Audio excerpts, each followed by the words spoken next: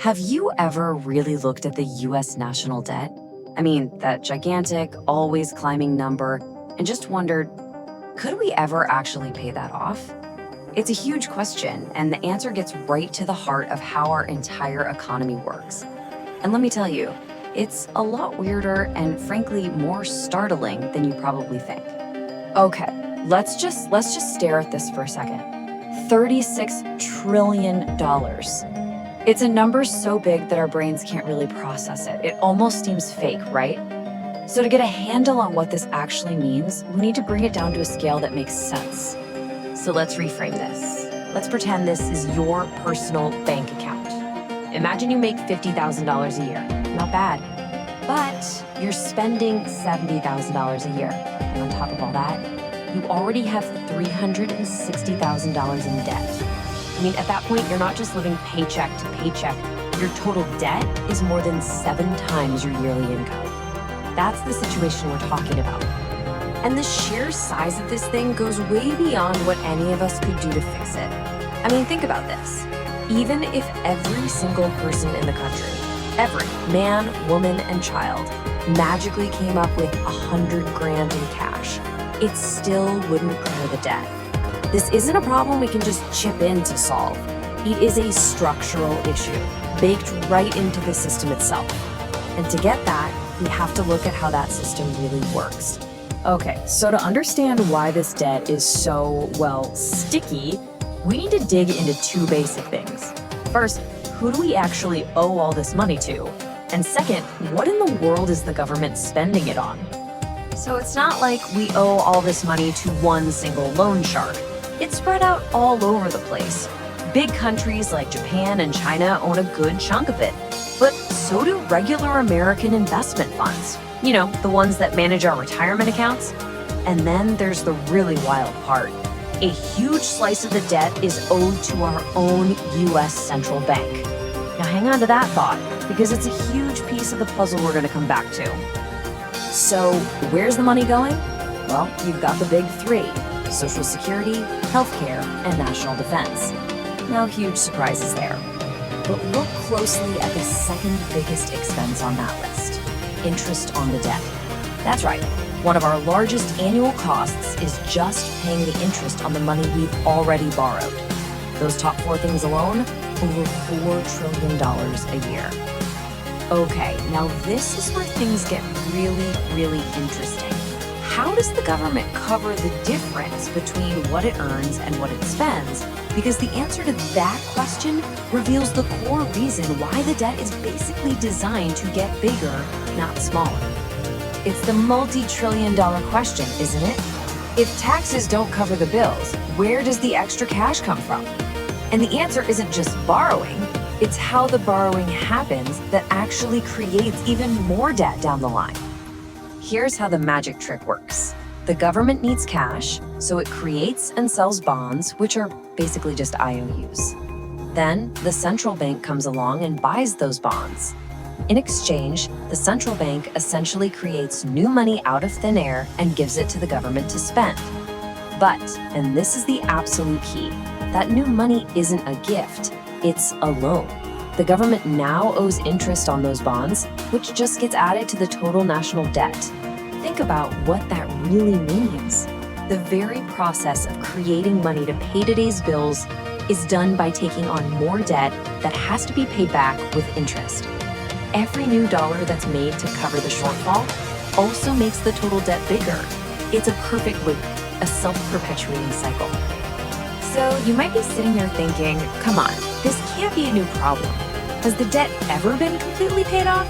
And the answer is, it has. But it happened exactly one time under a crazy set of historical circumstances that just can't be repeated today. This timeline really puts it into perspective. Look at that, 1835. The national debt hits absolute zero, an incredible achievement. But then almost immediately, it started to creep back up. And it's basically been climbing ever since, leading to the insane numbers we see today. That moment in 1835 wasn't a strategy we can copy. It was a total historical fluke. So how in the world did they pull it off? Well, it was a perfect storm, really. The government made some super aggressive budget cuts, for one. But the real kicker was that they were selling off massive amounts of government land. It was a one-time windfall from a unique moment in history. Those conditions, economic, political, all of it, they're just gone. Okay, so history doesn't have the answer. What about all the common sense solutions people always bring up? Things like just raise taxes or just cut spending. Well, let's take a look at why those simple fixes are anything but simple. We're basically stuck in what you could call a trilemma. You have three theoretical solutions, and every single one of them leads to a political or economic disaster.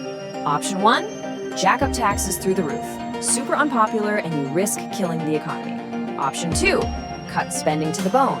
That would mean getting rid of programs that millions of people need to survive. Politically impossible. And then there's option three, just print the money to pay it off, and that leads to a whole other kind of catastrophe. This is the question everybody asks.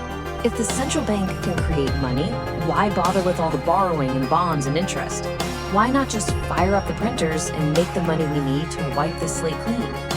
Well, history has a very loud, very clear, and very painful warning for anyone who thinks that's a good idea.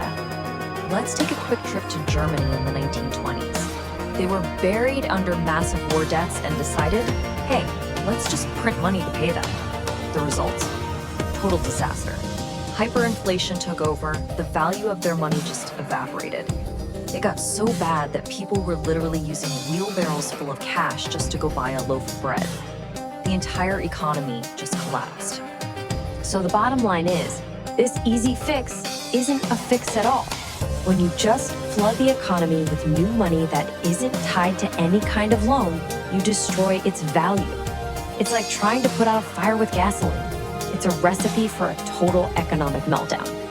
So if the debt can't actually be paid off, the whole goal has to change, right? It's not about repayment anymore, it's about management. But there's a really important number that suggests we might be starting to lose our grip on even that. And the metric that really tells the story here is the debt-to-GDP ratio. All this does is compare the total national debt to the size of the entire US economy for a year. It's the ultimate test of whether the debt is sustainable. It answers the big question, is the debt growing faster than the economy that has to support it?